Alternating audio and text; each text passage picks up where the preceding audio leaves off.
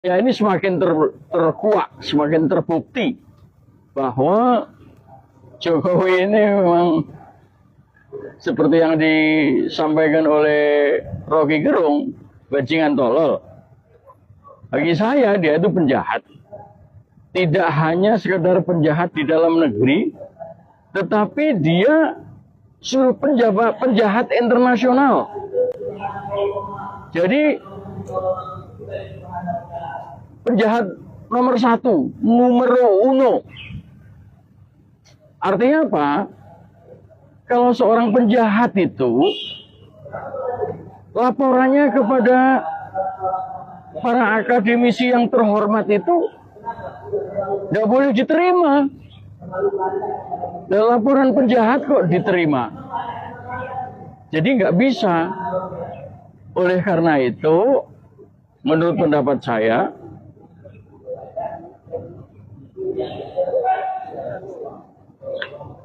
laporan terhadap RRT itu,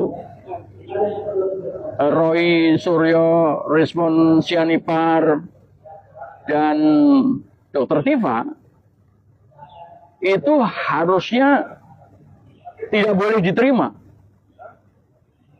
Tetapi waktu itu memang sudah terlanjur mereka diperiksa. Waktu itu saya sudah mengatakan, cabut aja itu hasil pemeriksaan oleh para penyidik itu. Cabut. Laporan penjahat kok diterima. Ya.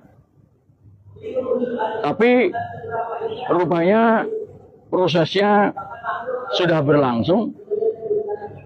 Jadi ya sekarang mereka ternyata sudah berapa bulan tuh? Hitungannya sejak Maret sampai sekarang. Ya. Itu tidak berjalan itu.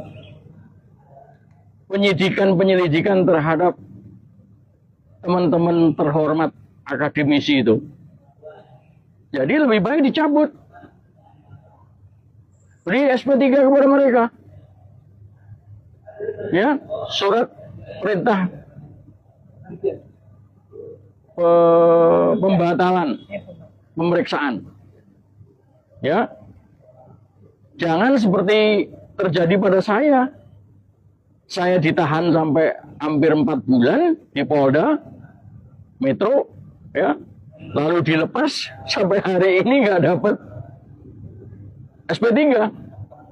Padahal sudah 2017 sampai sekarang, ya. Hampir berapa tahun? 8 tahun, ya. Itulah Polda kita itu, ya. Jadi para penyidik itu, penyelidik itu nggak beres. Nah sekarang harus dibalik. Si penjahat ini yang sekarang sudah mulai terbukti karena ada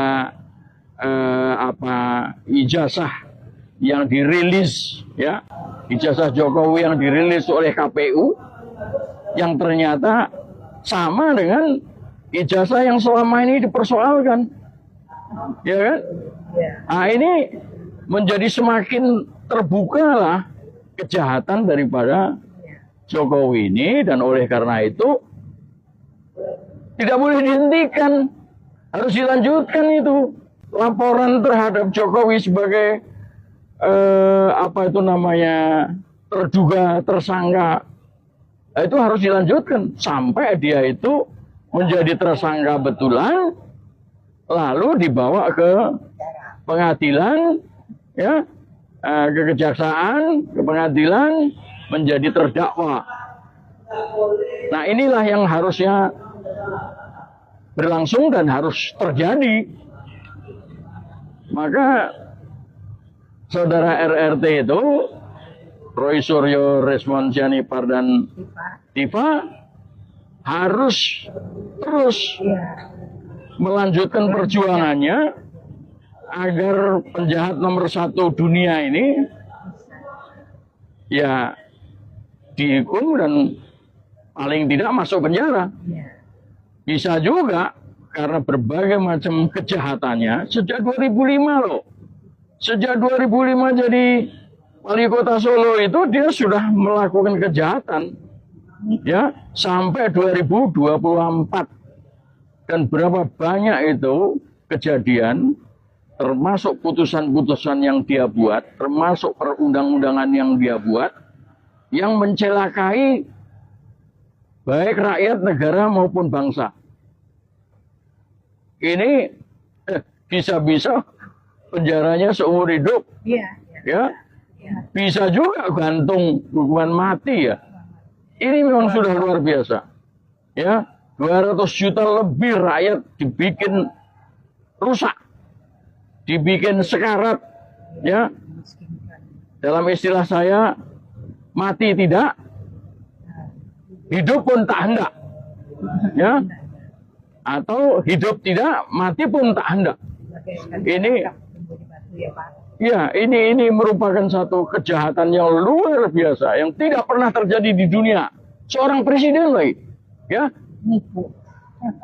Nah ini yang saya khawatir ya, kalau presidennya dianggap nggak sah, ya 2019